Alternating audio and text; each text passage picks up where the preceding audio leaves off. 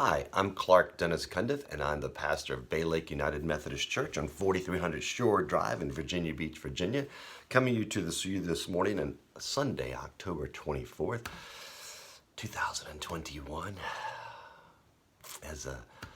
For our message today we're continuing in our stewardship series of loving generously with Jack Alexander, based on his book, and the videos are on Right Now Media. And if you don't have a link to that, let us know. It's part of we provide for our church members access to Right Now Media that has videos for youth and children and adults and Bible studies. So you can go watch the video, which you won't see on this, but you'll see if you stream at 9 with us or come in person at 11. But you can go watch the videos anytime on Right Now Media. Just let us know if we can get that link to you so you can set up your account there, which is free. So today we are talking about being kind. Sounds simple, just be kind, right? But if I'm having a tough day and I spill coffee and I'm late to work and I left my phone at home and all of a sudden I'm driving and somebody stops in front of me or pulls out in front of me and I'm like, oh, then it's maybe not as easy to be kind when you're frustrated or you're having difficulty in your relationships or having difficulty at work or at home or with family or friends. That can be even extra challenging to be kind. And today is talking about how we can be kind. Proverbs 19:17 says, "Whoever is generous to the poor lends to the Lord, and he will repay him for his deed." So if I'm generous to the poor, we talked about last week, sell everything and give to the poor, right? And we talked about invite those people to dinner that can't invite you, the poor, the crippled, the lame, the blind. Of course, last week I was crippled with my crutches. I'm not needing to do crutches for my 10 stitches in the bottom of my right foot, but it says, this is one of the many verses that talks about the relationship to the poor and our relationship to God, right? A gift to the poor is a loan to God. So it's almost like as we help the poor, we get kind of an IOU from God that God will bless us to do it. And remember Matthew 25:31-46, where it talks about the sheep and the goats.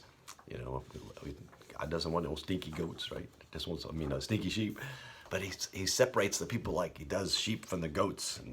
And he says he'll put the sheep on the right and the goats on the left. And he will say to those on the right, "Come, that you are blessed, my Father, inherit the kingdom prepared for you from the foundation of the world. For I was hungry, you gave me food. I was thirsty, you gave me something to drink. I was a stranger, and you welcomed me. I was naked, you gave me gave me clothing. I was sick, and you took care of me. I was in prison, and you visited me." And then the righteous say, "Lord, when was it we saw you hungry and gave you food, thirsty, gave you something to drink? And when was it we saw you a stranger and welcomed you, or naked and gave you clothing? And when was it that we saw you sick or in prison and visited you?" And the king will answer them, "Truly I tell you, just as you did it to one of the least of these who are members of my family, you did it to me." And then he talks to the goats on his left because, "Since you didn't do that for me," and they said, "What do you mean we didn't do that?" He says, "Well, just as you did not do it to one of the least of these, you did not do it to thee." Because we want to choose kindness, right? Choose kindness. "I will be kind to the poor, for they are alone. Kind to the rich, for they are afraid. Kind to the unkind, for such is how God has treated me." Max Lucado. I choose kindness. "I will be kind to the poor, for they are alone. Kind to the rich, for they are afraid. And kind to the unkind, for such is how God has treated me." Max Lucado. Living generously and experiencing a life that is truly life is not about money. It's about learning to live more like Jesus, right? When we give a kind word, even when the coals of fire are heaped upon us, we will be rewarded in helping not only ourselves and the growth of our own soul, but many others. In the video that you can watch under, it's "Loving Generously" by Jack Alexander, and it'll be I think it's number 5. It's called Kind, Be Kind. And in this video, as you remember, Jim Donovan and his wife Cassie have befriended some of the people from the soup kitchen and offered their guest house to one of the young ladies who is now trying to get away from some bad decisions she made. And so they go and try to pay off the person who was abusing her or using her for his own profit. And so they go to actually pay him some money to release her from any bind she may have with him, to release any hold he may have on her.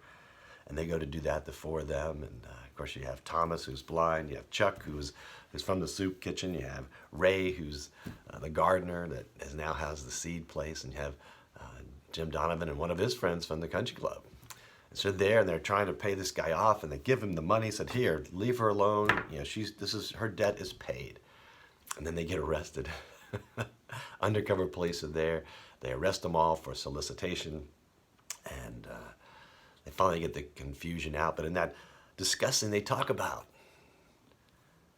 the people who have and the people who have not, and that so many of us, me included, we have a kind of a get out of jail free card. If we get in a jam or get in trouble, there is someone I can call. I can call my sister, my two brothers. I can call friends. I mean, I used to keep cards in my wallet of members of my church who might be in police and law enforcement, just in case I needed help at some point in time. But you know, if you're on the other side of that wall, you don't have anybody to call. There's no one to help you get out of jail free. So they do get the one gentleman who does get arrested, who had been running Julia as the girl for his own profit. He gets arrested, and they get released after they verify their story, that they're there just to pay him off so he won't bother Thomas and Julia any longer. And indeed, he does agree to release her from anything she might still owe him. So what's the teaching? Certainly be kind, right? Be kind. Proverbs 19:7, whoever's generous to the poor lends to the Lord and will pay him for his things. So I get a IOU from God. That's kind of cool, right? And I do believe every time I do and help other people, I am blessed more so than I think they are. When I go on a mission trip, I feel like I'm more blessed than the people I'm helping. You know, it's interesting. We'll give a tip to a well-dressed man who serves our table or in a restaurant, or we'll give a tip to a person who drives our car 100 yards. But do we give a tip to the person who picks up our garbage? These are the people we do not see. Opportunities for kindness we never see. And the thought is, we build walls around ourselves. Do I? Maybe. To the people outside the wall, it feels like no one cares for them. They don't have a get out of jail free card. They don't have friends. They don't have a safety net that I have, per se. To the people on the inside of the wall, we miss out on 1,000 different ways we can make our lives beautiful through acts of kindness and love. 1,000 people who could be part of a community where there are no walls, only an open table. And we do. I'm guilty. I do have a get out of jail free card. Someone I could call if I lost my job or found myself in trouble, right? What would it be like if I didn't have anyone, no one in the world, to help me in my hour of need? Be kind, right? Next time you see your sanitation worker, maybe you should give them a gift, something. Someone who takes the dirtiest junk out of our lives, you should give them something beautiful. Or maybe it's not a sanitation worker, maybe it's someone you pass every day on your way to work or school. Or maybe it's a friend that you have that's struggling through a tough time. We can be that get out of jail free card for other people, for someone in need. So who among you, me included, I'm always convicted by my own sermons, who among you can show the most unexpected generosity to the most unlikely person? Who am I walking by every day and fail to see a need? Following Jesus Christ is an adventure, and God promises to transform our small acts of kindness in this fleeting world into great blessings here and hereafter. So here's my dangerous prayer for all of us this week. What would happen if we made a recommitment of our lives to God, to Jesus, the Holy Spirit? What if we told God we are sorry we've ever put money or things before him, right? We've idolized things or money. It's not money, it's the love of money, right? What if we prayed over our checkbooks and debit cards and wallets and asked God to realign our priorities and show his heart for others? I wonder what might just happen. May God bless us. May us put God, Jesus, the Holy Spirit first and foremost. And I pray God blessing on you, and that you will know the richness of helping someone else by doing those acts of kindness.